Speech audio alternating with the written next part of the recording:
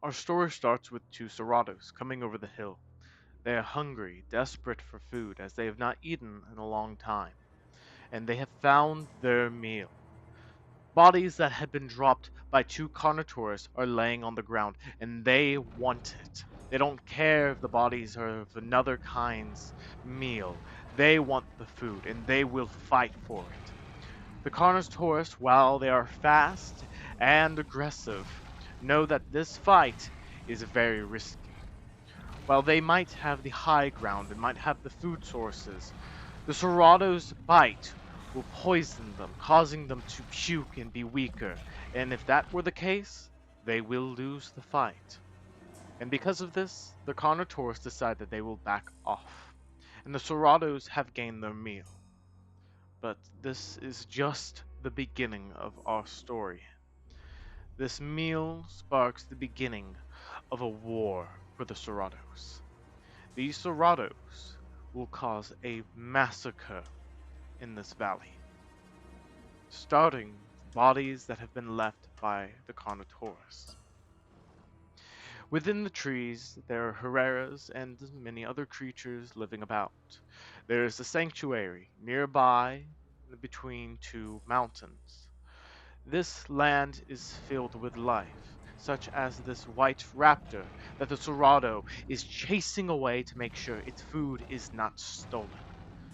These Cerrados are highly territorial. They will not give up an ounce of their food and will fight to kill every living creature in this plains. They are two of the most aggressive creatures in this place, and they will earn the name of the Blood Butchers, as they will kill anything that moves. Now, they have gained all of the food in the area, and they have absolutely no competition. However, this will soon change. Within the plains, a lone triceratops wanders in. It is hungry and thirsty. It has had a very long travel. The Serados are unaware of the new prey that has entered their territory. They are the apex predators of this land. Yet, there is an uninvited guest now upon their land, and they have not yet noticed. But neither has the Triceratops. It came here after the bloodshed of the previous fights, and of all of the previous kills the Carnotaurus had had. So it does not know of the dangers of this land. But it will soon learn. The Serados are starting to recognize that there's something else here other than them, alive. The raptors watch from afar, knowing that they would die to any bite from the Cerrado, and the Triceratops is too large prey for them to take down safely. They would die in droves before it fell, so they decide to wait. A small Tenonto decides to get away, seeing the raptors. And now the Seratos have recognized that a new prey is in their land, and they want to feast.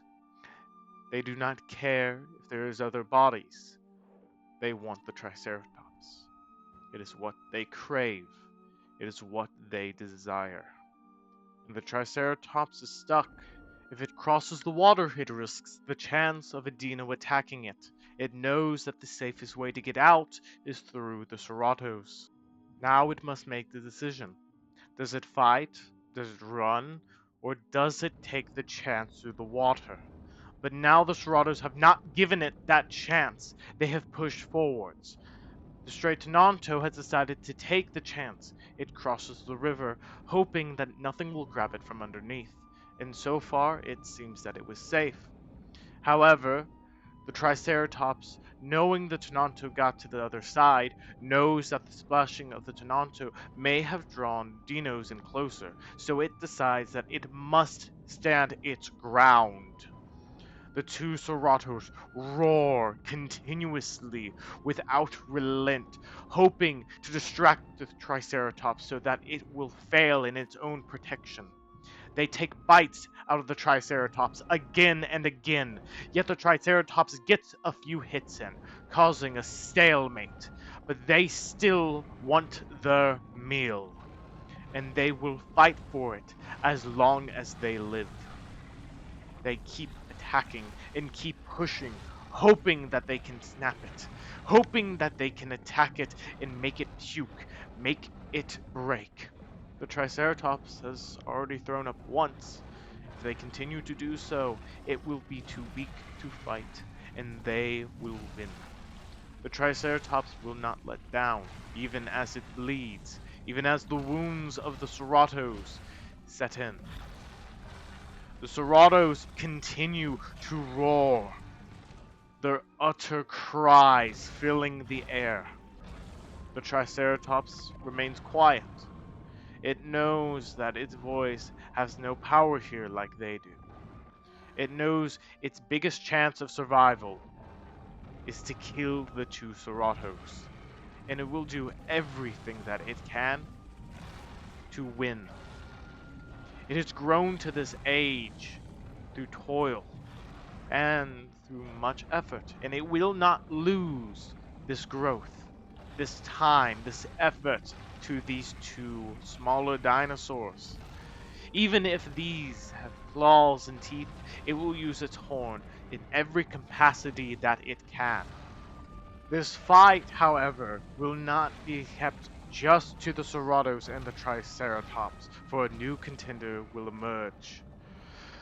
A giant dino has come up to the edge of the shore, waiting for the Triceratops to get close, as it wants the Triceratops become its next meal. Soon after, a second croc has appeared. Two crocs waiting for any of the three dinosaurs on the land to make a mistake. Now the Triceratops is surrounded. If it goes into the water, it will die. It must fight on the land against the Ceratos, even as it is having to puke up every ounce of its strength as they bite and they poison it. However, the strength of the Triceratops will begin to prevail as it takes out one of the Ceratos. In a fury, these second attacks, and the Triceratops fight off it. It decides that in this moment it will take care of it and it will kill both of them so that it can be at peace. With two bodies on the ground, no other dinosaur will want to take care of it. No other dinosaur will want to fight against it. But the Cerato will not die just yet. Not yet. Until the Triceratops gets it in one fell swoop. But the Cerato is nervous now. It knows its brethren was killed, and it does not want to remain the same. However, in the last moment, the Triceratops gets a hit, and the Cerato falls. Forever asleep, forever quiet, its roar quieted. However, from the shoreline, the dino begins its trek to its meal, where it will devour the Cerato. However, the Triceratops will not allow this, and in anger, it charges the dinos, who run and scurry back to the waterline. Now the question is why? Why does the Triceratops fight? This is not its fight. It's safe. It can leave whenever it wants. But the Triceratops remembers the dinos attacking it, and it will not forgive them for that crime. So it will prevent them from eating the meal that it made. However, the crocs are furious. They want this meal, and they will do anything to have it. The Triceratops, on the other hand, is angered. It knows that its time will end at some point soon, and it decides that it will do everything to fight these crocs. these monsters of the water, the serpents of the isle. It will not let them get the meal, and it will do everything to fight. It could leave at this very moment and never return to see these crocs, yet it decides in this moment that it will fight, that it will make sure that these two serpents never reach the meal. And thus, the feud between the trike and the dinos has occurred and continues to happen. The trike will not let ground be taken by these water dwellers. And the crocs will not back away far enough for the trike to feel that it has fully won. And thus this stalemate of sorts has occurred. Gashes, slashes occurring on both sides, blood pouring into the river, turning it red. Yet neither side is backing down. Neither side will forfeit the bodies that are on the hill, and neither side will forfeit their ego. Both the crocs and the trike are at risk of dying, losing hours of progress, and all of their story would end. However, these two crocs, while they might be the apexes of the water, they are not the apexes of the land.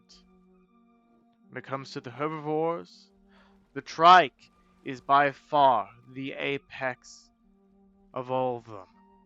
However, it might be the apex of the herbivores, but it is not the apex of the carnivores, as that badge applies to one and only one, the Rex. Unbeknownst to these three, monsters are moving in the dark, and soon they will be upon this plain. As these three fight, two kings of the dinosaurs are approaching, moving in closer and closer.